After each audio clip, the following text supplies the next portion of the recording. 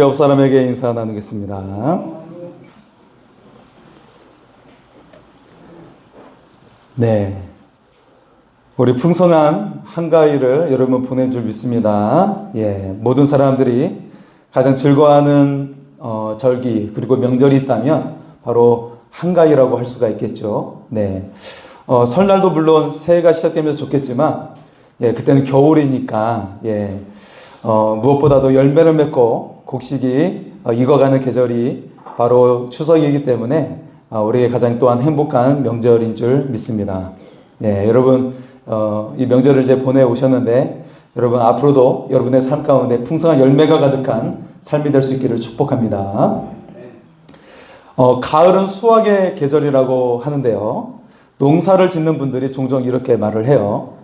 씨앗을 심을 때는 아무것도 보이지 않지만 그 안에는 생명의 힘이 담겨 있습니다. 이렇게 말을 하죠. 비가 오고 햇빛이 비추고 시간이 지나면 그 조그만 씨앗에서 싹이 트고 열매가 맺는 것을 볼 수가 있어요. 우리의 소망도 그렇습니다. 지금 당장은 아무것도 보이지 않는 것 같지만 우리가 믿음으로 견디는 시간 속에서 하나님은 보이지 않게 일하고 계신다라는 거예요. 그 하나님의 손길을 경험할 수 있기를 소원합니다. 사람은 누구나 소망을 품고 살아가죠. 학생은 좋은 성적을 소망하고 있고 또 직장인은 안정된 미래를 소망하고 있어요. 그리고 부모는 또 자녀의 행복을 소망하고 있죠. 이 녀석이 잘 되어야 할 텐데 라고 그렇게 소망을 가지게 돼요. 하지만 세상의 소망은 여러분 어떻죠? 이 세상의 소망은 종종 깨지는 경우가 많이 있어요. 건강이 무너지기도 하고 관계가 깨지기도 하고 고난이 올 때가 있죠. 이때 우리는 이렇게 물어보게 됩니다. 하나님, 왜 이런 일이 저에게 일어나게 하나요? 라고 질문을 하게 되죠. 이것에 대해서 바울은 어떻게 우리에게 말씀하고 있죠? 오늘 말씀에 보면 우리가 환난 중에도 즐거워하나니라고 말씀을 하고 있어요. 이렇게 말하면 제정신이야? 라고 질문할 사람이 많이 있겠죠. 어떻게 환난 중에 즐거워할 수 있습니까? 고난 가운데 어떻게 기뻐할 수가 있나요? 그 이유가 무엇일까요? 그것은 고난을 통과한 자에게 소망의 열매를 맺기 때문이라고 성경은 말씀하고 있어요. 그래서 우리가 환난 중에도 기뻐할 수 있다는 것이죠. 사랑하는 성도 여러분, 고난도 막을 수 없는 소망의 열매가 여러분 가운데 맺어질 수 있기를 소원합니다. 주님께서 주시는 소망으로 여러분 행복이 가득한 삶이 될 수 있기를 소원합니다. 그래서 오늘 말씀 첫 번째는 환난은 인내를, 인내는 연단을, 연단은 소망을 만든다고 말씀하고 있어요. 자, 올해 여러분 대한민국에는 다행스럽게도 태풍이 오지 않았죠. 태풍이 오면 많은 피해를 가져다 주죠. 집이 무너지기도 하고 또 인명피해를 입게도 하죠. 그런데 이 태풍이 주는 뚜렷한 유익이 있다는 거예요. 그것은 자연을 깨끗이 청소하고 재생시키는 역할을 한다는 것이죠. 실제로 여러분 숲속의 강물도 보면 맑은 날만 계속되면 이 산속에 있는 물도 녹초가 생기고 더러워져요. 그런데 폭우가 한번 쏟아지면 깨끗한 물로 바뀌는 것을 볼 수가 있죠. 우리 인생도 환난이 올 때 마찬가지라는 거예요. 고난이 오면 너무나 힘들고 고통스럽죠. 하지만 환난은 우리의 삶을 변화시키고 재생시킨다라는 거예요. 무엇보다 이 환난 중에 우리는 더욱더 하나님과 가까워지게 된다는 것이죠. 하나님을 붙들고 하나님을 부르짖게 되고 하면서 하나님과 가까워지게 되는 겁니다. 오늘 보면 3절과 4절에 보면 이는 환난은 인내를, 인내는 연단을, 연단은 소망을 이루는 줄 알미니라 라고 되어 있어요. 여기서 환난은 헬라어 트립시스라는 단어인데 단순한 어려움이 아니라 압박이라는 뜻을 가지고 있어요. 압박하다. 그런 뜻을 가지고 있어요. 즉 우리를 짓누르는 상황, 도저히 피할 수 없는 현실을 말하고 있는 것이죠. 날짜가 가까워지면서 그 돈을 넣어야 되고 또 날짜가 가까우면서 어떤 질병을 치유해야 되고 그런 압박된 상황들을 말씀하고 있는 것이죠. 그런데 바울은 그 환난 속에서도 즐거워한다는 거예요. 이것은 억지로 하는 긍정이 아니에요. 바울은 환난이 믿음의 열매를 만들어가는 과정이라고 설명을 하고 있는 것이죠. 고난이 오면 처음에는 힘들어요. 하지만 그 과정 속에서 우리는 인내를 배우게 된다는 것이죠. 그 인내가 쌓이면 연단되어지는 깊은 성품이 만들어진다는 겁니다. 네. 여러분, 연단이라는 단어는 이제 도키메라는 단어인데 시험을 통과해서 진짜임이 증명된 믿음을 뜻하고 있어요.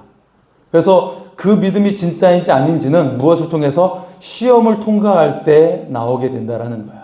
여러분, 학생들도 왜 굳이 부담이 큰 시험을 보나요? 이것이 정말 진짜 실력인지 알기 위해서 시험을 보는 것이죠. 누가 즐거워서 시험을 보겠습니까? 하지만 정말 열심히 준비한 사람은 시험이 기다려져요. 나 완벽해질 것 같아 라고 생각하면서 시험이 기다려질 때도 있죠. 자, 이 연단이라는 말, 이것은 곧 이 고난이 우리를 부수는 것이 아니라 우리를 진짜로 만들어간다는 거예요. 그래서 반드시 소망을 만들어낸다라는 것이죠. 반드시 좋은 기대가 나타나게 된다라는 거예요.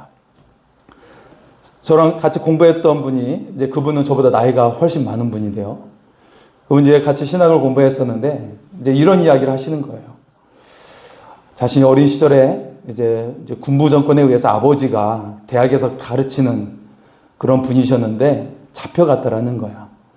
그래서 아버지가 잡혀가서 이제 공부를 하는데 마음이 무너졌죠. 그런데 오빠가 이제 지금 뭐 월급도 들어오지 않으니까요. 아버지가 안 계시지 않으니까. 아버지가 노트를 죄송합니다. 오빠가 그 종이를 잘라가지고 노트를 만들어줬대요. 노트를. 이렇게 실로 엮어가지고. 그래서, 이거 가지고 공부해. 응? 지금 비록 아버지가 지금 당장 계시지 않지만 우리가 이때일수록 마음을 다잡고 공부를 열심히 해야 돼 라고 하는 거예요. 그래서 오빠가 만들어준 노트를 가지고 반에 가서 철없는 자기는 막 자랑을 했대요. 오빠가 만들어줬다 했더니 다른 친구들은 이제 문방구에서 샀던 공책을 가지고 이렇게 공부를 했었는데 오빠가 만들어준 것이 너무 빈티지 나고 멋져가지고 야, 내 거랑 바꾸자 했더니 네 거 10권 줘도 난 안 바꿀 거야. 막 그렇게 자랑을 하면서 공부를 했다라는 이야기를 하는 거예요. 네. 그래서 오빠도 열심히 공부하고 본인도 열심히 공부해서 오빠도 서울대 들어가고 그렇게 이야기를 하는 거예요. 여러분, 비록 고난이 있지만 아빠가 그렇게 붙들려가고 가족과 헤어지는 아픔이 있지만 그렇게 마음을 다잡는 거예요. 아빠가 원하는 것이 무엇일까 생각하면서 마음을 다잡고 공부를 했다라는 거예요. 네. 고난 중에도 반드시 소망이 있다라는 것이죠. 어느 금세 공장이 있었어요. 장인이 금을 단련하여 불 속에 끊임없이 불순물을 제거하고 있었죠. 한 제자가 물었어요. 스승님, 금이 닫은 것을 어떻게 알 수 있나요? 순금이 되는 것을 어떻게 알 수 있나요? 라고 질문을 했어요. 장인은 미소를 지으며 이렇게 말을 했죠. 내 얼굴이 금 속에 비칠 때 순금이 된 것을 알 수 있지. 여러분, 하나님께서 우리를 다루실 때도 똑같다라는 거예요. 고난의 불 속에서 우리의 삶에 예수님의 얼굴이 비칠 때 그때까지 하나님은 우리를 다듬고 계신다라는 것이죠. 그러니 환난의 때가 바로 하나님의 형상이 드러나는 때인 줄 믿습니다. 혹시 여러분 가운데 지금 답답한 시간을 보내고 계시는 분이 계신가요? 그 시간은 버려진 시간이 아닙니다. 오히려 그 속에서 여러분 가운데 예수님의 형상이 나오게 될 줄 믿습니다. 여러분이 소망의 사람으로 하나님께서 빚고 계심을 우리가 믿으며 살아갈 수 있기를 소원합니다. 두 번째는 성령으로 부어진 하나님의 사랑이 소망의 근간이 된다는 것입니다. 한번 따라서 할까요? 하나님의 사랑이 소망의 근간이 됩니다. 그렇습니다. 우리 5절의 말씀을 한번 같이 볼까요? 우리 같이 읽겠습니다. 시작. 소망이 우리를 부끄럽게 하지 아니함은 우리에게 주신 성령으로 말미암아 하나님의 사랑이 우리의 마음에 부은 바 됨이니. 아멘. 바울은 우리에게 놀라운 사실을 말씀하고 있어요. 우리의 소망이 결코 헛되지 않은 이유가 있다는 것이죠. 그것은 소망의 근거가 바로 하나님의 사랑 때문이라고 말씀하고 있어요. 성령께서 우리의 마음속에 하나님의 사랑을 부어주신다고 말씀하고 있죠. 자, 이 부어주신다는 원어적인 표현의 의미는 퍼붓는다라는 뜻을 가지고 있어요. 퍼붓는다. 네. 즉, 하나님의 사랑이 우리에게 조금씩 나눠주는 것이 아니라 넘치도록 부어주신다는 거예요. 홍수처럼 부어주신다는 뜻이죠. 누구에게나 하나님께서는 사랑을 부어주세요. 지금 하나님을 잠시 떠났어도 하나님은 그 사랑에 그를 향해서 사랑을 폭포수로 부어주신다는 거예요. 그의 마음이 열리기만 하면 하나님의 넘치는 사랑이 그 속에 들어가게 될 줄 믿습니다. 그래서 더 멀리 떠나간 사람에게 더 큰 은혜가 또 임하게 될 줄 믿습니다. 하나님은 모든 사람에게 소망을 가지고 있어요. 너 가능성이 있어. 너 내가 포기하지 않아. 너 가능성이 있어. 라고 말씀하고 계시는 거예요. 그가 하나님께 돌아올 때, 그가 하나님께 마음문을 열 때 하나님의 폭포수 같은 사랑이 그 속에 부어질 줄 믿습니다. 그러니 여러분 절대 포기하지 마시기 바랍니다. 폭포수 같은 하나님의 사랑이 여러분과 함께 하실 줄 믿습니다. 우리가 소망을 잃는 이유는 대부분 환경 때문이 아니라는 거예요. 언제 소망을 잃게 될까요? 그것은 하나님이 여전히 나를 사랑하신다는 사실, 그 확신이 약해질 때 소망이 흔들리게 되는 거예요.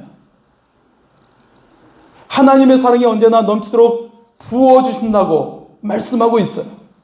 이 사실을 믿으면 우리는 항상 존귀한 삶을 살게 될 줄 믿습니다. 하나님은 예수님을 향해 항상 사랑을 표현하셨어요. 하나님께서 예수님을 향해 나타나셨을 때는 항상 사랑을 표현하셨다는 거예요. 예수님이 세례를 받으실 때 이는 내 사랑하는 아들이요 내 기뻐하는 자이다 라고 말씀하셨어요. 예수님께서 변화산에서 베드로, 요한, 야고보와 함께 올라가셨을 때 하나님께서 또 음성을 들려주셨죠. 이는 내 사랑하는 아들이요 내 기뻐하는 자니 너희는 그의 말을 들으라 말씀하셨어요. 이처럼 하나님은 예수님께 말씀하실 때마다 사랑만을 말씀하셨어요. 매번 예수님께 나타나실 때마다 사랑을 말씀하셨다라는 거예요. 너는 내 사랑하는 자녀요 내가 기뻐하는 자라. 여러분 우리에게도 마찬가지예요. 하나님은 우리에게도 늘 사랑만을 말씀하고 계신다라는 거예요. 네가 이것을 못해서 이렇고 저것을 못해서 저렇고가 아니라 늘 나타나실 때마다 내가 너를 사랑하는 내 자녀요 내가 너를 기뻐하노라 이렇게 말씀하고 계신다라는 거예요. 여러분 그 사랑을 믿으면 우리는 자연스럽게 존귀하게 살아가게 되는 거예요. 나의 주어진 시간이 금 같은 시간임을 알고 존귀하게 살아가게 되는 것이죠. 영혼을 사랑하고 열방을 품으면서 존귀한 사람이 되는 거예요. 중요한 사람이 되는 거예요. 여러분의 삶이 소망이 넘치는 그런 삶이 될 줄 믿습니다. 어린아이가 자전거를 배우다가 넘어졌어요. 눈물이 그렁그렁 맺힌 채 아빠를 바라보았죠. 그때 아빠가 아이를 일으키며 이렇게 말을 했어요. 괜찮아. 아빠가 보고 있어. 아이는 울음을 멈추고 다시 일어났어요. 그리고 다시 자전거를 타게 되었죠. 여러분, 우리의 인생도 그렇습니다. 넘어질 수 있어요. 하지만 하나님 아버지께서 이렇게 말씀하고 계세요. 괜찮아. 내가 보고 있어. 내가 지켜보고 있어. 이렇게 말씀을 하고 계세요. 우리가 그 음성을 들을 때 다시 소망이 살아나게 되는 것입니다. 어려운 인생에서 다시 일어설 줄 믿습니다. 사랑하는 여러분, 성령께서 하나님의 사랑을 여러분 마음에 부어주셨어요. 지금 나의 상황적으로 그것이 어려워도 그 사실을 믿어야 되는 거예요. 성령께서 우리에게 말씀하고 계세요. 하나님의 사랑이 너희 마음속에 부어졌다. 그 사랑이 바로 우리의 삶을 새롭게 일으키는 소망의 뿌리가 되는 줄 믿습니다. 환경이 아니라 하나님의 사랑에 근거하여 소망을 가지게 되는 거예요. 하나님의 사랑으로 우리가 모든 것을 이길 수 있습니다. 여러분의 삶에 소망의 열매로 가득할 수 있기를 소원합니다. 마지막 세 번째는 소망의 열매는 공동체와 세상을 살리는 능력이 된다는 것입니다. 사랑하는 여러분, 진짜 소망은 나 하나만을 위한 감정이 아니라는 것이죠. 하나님의 소망은 반드시 다른 사람에게 또 흘러가게 된다는 거예요. 내 속에서 그냥 가둬놓는 것이 아니라 그 사랑을, 그 소망을 다른 사람에게도 흘러보내게 된다는 것이죠. 왜냐하면 그 사랑이 우리 안에 가득 채울 수 없을 만큼 너무나도 가득한 사랑과 소망이기 때문에 반드시 흘러보내게 된다는 것입니다. 소망이 가정에게 흘러가고 공동체 속에 흘러가게 돼요. 하나님의 소망은 이처럼 공동체와 세상을 살리는 능력이 된다는 것입니다. 2차 세계대전 때 있었던 일인데요. 유대인들을 숨겨주었다는 이유로 체포된 여인이 있었어요. 그녀 이름은 콜리데문. 그녀는 네덜란드 한 시계공의 딸이었어요. 그녀와 가족은 목숨을 걸고 유대인들을 집안의 음식저에 숨겨주었죠. 하지만 결국 발각되어서 독일의 수용소로 끌려가게 되었어요. 그곳에서 그녀는 가족을 잃게 되었죠. 매일같이 굶주림과 폭력, 죽음의 공포 속에 살아야 했어요. 아니, 그녀가 행한 일은 사랑을 베푼 죄밖에 없어요. 그런데 그렇게 폭력 속에, 굶주림 속에 갇히게 되고 만 것이죠. 그러나 그 혹독한 어둠 속에도 그녀의 마음에는 하나님의 말씀이 빛처럼 타오르고 있었어요. 그녀는 성경을 암송하면서 다른 여성 수감자들과 함께 예배드리고 하나님을 찬양했어요. 절망의 장소에서 오히려 하나님을 높였던 것이죠. 콜리데북은 이렇게 고백을 하고 있어요. 지하 감옥 가장 깊은 곳에서, 그곳에서도 하나님의 빛은 도달합니다. 그녀의 소망은 단순히 상황이 좋아지길 원하는 그런 소망이 아니었어요. 그녀의 소망은 하나님께 깊이 뿌리내린 믿음의 소망이었던 것이죠. 즉, 어떤 어둠도 꺼뜨릴 수 없는 생명의 능력이 담겨진 소망이었다는 것입니다. 그 소망이 그녀로 하여금 원수를 용서하게 되었고요. 또한 그곳에 함께 갇힌 무너진 사람들을 일으켜 세우게 했습니다. 오늘날까지 수많은 이들에게 믿음의 연기와 위로의 열매를 맺게 하는 그런 일을 했던 것이죠. 사랑하는 성도 여러분, 우리의 삶에도 고난과 어둠이 찾아올 때가 있어요. 열심히 하나님을 믿고 신앙생활을 해도 이 고난과 어둠이 우리에게 올 수가 있죠. 하지만 그때에도 하나님 안에 뿌리 내린 소망은 시들지 않는다는 것입니다. 그 소망이 있을 때 우리는 절망의 자리에서 사랑을 심고 용서를 베풀 수가 있다는 것입니다. 하나님 나라의 열매, 소망의 열매를 맺는 삶을 살 수 있습니다. 예수님께서 제자들에게 말씀하셨어요. 너희는 세상의 빛이라. 소망의 사람은 빛의 사람인 것이죠. 빛이 되는 것이 아니라 이미 빛의 사람인 것입니다. 자기 안에 있는 소망이 어둠을 비추고 절망한 사람에게 길을 보여주는 것입니다. 바로 콜리대붐이 그런 삶을 살았던 것이죠.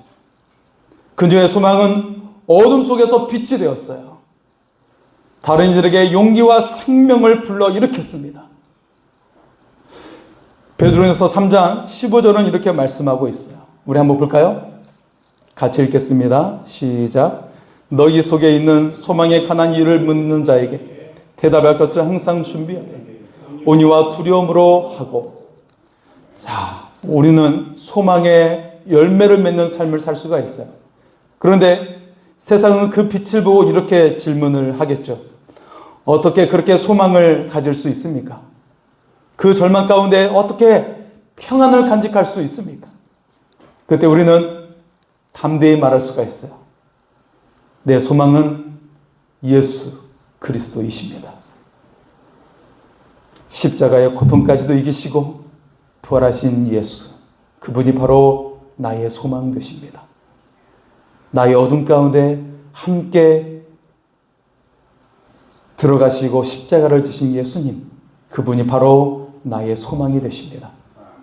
사랑하는 여러분, 우리의 믿음이 그리스도 안에 깊이 뿌리는 때 그 뿌리에서 자라는 것은 바로 빛과 소망의 열매가 되는 것입니다. 그 열매가 우리의 말과 행동을 통해 드러나게 될 때 세상은 우리를 통해 하나님을 보게 되는 거예요. 그리고 그분의 사랑이 어둠 속에서 다시 피어나게 되는 것이죠. 우리 안수지 집사님께서 기도하신 것처럼 이 세상에 다시 어둠 속으로 가고 있죠. 국제 정세가 어둠 속으로 가고 있죠. 하지만 그 속에서 빛으로 변화시킬 수 있는 것은 바로 우리 속에 있는 예수 그리스도를 통해서, 그 주님을 믿는 믿음을 통해서 새로운 소망의 열매를 맺게 될 줄 믿습니다. 우리는 이 어둠 속에서 오히려 빛을 선포해야 되는 거예요. 우리에게 소망 주신 예수님을 통해 우리가 빛을 선포해 나갈 수 있기를 소원합니다. 우리가 이처럼 그분의 사랑 속에서 다시금 빛 가운데 이 새로운 세상을 창조해 나갈 수가 있습니다. 우리도 각자 있는 자리에서 소망의 빛을 비추는 사람이 되어야 하는 것이죠. 오늘 우리가 하나님의 소망의 열매를 맺는 사람이 될 수 있기를 소원합니다. 유럽의 한 도시에서 큰 정전이 났어요. 겨울밤이었고 도시 전체가 칠흑 같은 어둠에 잠기게 되었어요. 그 어둠 속에서 한 할머니가 촛불 하나를 켰죠. 창가에 그 불빛이 반짝이자 맞은편집 아기가 외쳤어요. 엄마, 우리도 불을 켜자. 그리고 또 다른 집도, 그리고 또 다른 집도 하나 둘 따라 불을 밝히고 있었어요. 10분 후에 그 거리 전체가 작은 촛불들로 인해 밝게 빛나게 되었어요. 누군가 물었죠. 왜 불을 켰습니까? 그녀는 이렇게 대답을 했어요. 저는 그냥 이 어둠을 원망하는 대신 제가 할 수 있는 한 가지를 했을 뿐입니다.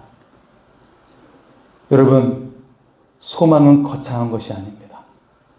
절망 속에서도 우리가 주님을 바라보며 빛을 밝히는 것, 그것이 바로 소망의 열매를 맺는 삶이 되는 것입니다. 우리의 작은 불빛을 밝히면 누군가도 그 빛을 따라 함께 빛을 밝히게 될 것입니다. 사랑하는 성도 여러분, 지금 여러분의 인생에 어둠이 있습니까? 고난과 연단의 과정 속에서 하나님은 소망의 열매를 맺게 하십니다. 그 소망은 이 세상 속에서 결코 부끄럽지 않게 합니다. 왜냐하면 그 근거가 성령으로 부어진 하나님의 사랑이기 때문에 그렇습니다. 오늘 우리 모두가 그 촛불 하나처럼 하나님께서 주신 소망으로 자신을 밝히고 가정을 밝힐 수 있기를 소원합니다. 소망의 촛불을 밝히며 가정과 세상을 비추는 믿음의 사람이 될 수 있기를 소원합니다. 우리 시간에 그 주님을 찬양하며 함께 기도하고 나아가겠습니다.